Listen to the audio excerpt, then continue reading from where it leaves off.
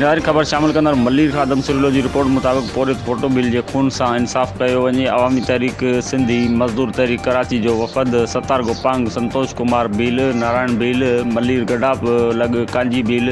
में क़तल थियल पोरित photo bill जे तॾे ते पहुची तारीद कई। वारसन ॿुधाए तो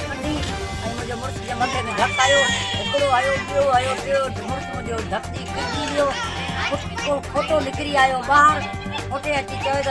डॉक्टर छो तो झड़ो करी भला तुझे आए छा तॾहिं हुन देरी कोन कई हिकिड़ो धक आयो मथे में हिते अची लॻो ऐं तप मुंहिंजो पुटु माना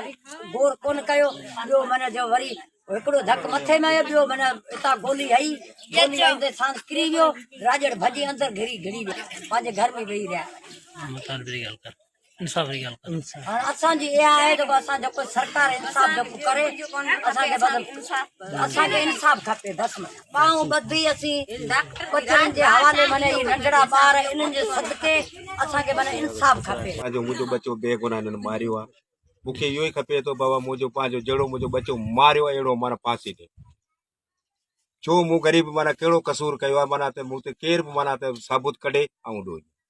असीं सभिनी अव्हांखे मिनत कयूं त बाबा असांजो कसूर हुजे या असांजी को नाजाइज़ी हुजे या असां हुनखां ग़लति सलत कयो हुजे त बसि ॾोई आहे हिकिड़े एतिरे बाल जे करे माना त मुंहिंजो माना बेगुनाह माण्हू मारियो पुछण सां ॻाल्हि करण सां केरु कंहिंखे मारे थो छा गुनाह हो ऐं उन्हनि खे बेदर्दी सां क़तल कयो आहे। हिते पोरित माण्हू आहिनि जेके रहनि था ऐं राज्य जेको बदमाश दहशतगर्दी ॾिठे जो पंहिंजे हुनखे दुकान ते जेको क़तल कयो अथनि इन जी असां सख़्तु मज़म्मत कयूं था। असां हिन वारसनि सां गॾु आहियूं ऐं असांजो मुतालबो आहे त हिननि खे सज़ा मौत ॾिनी वञे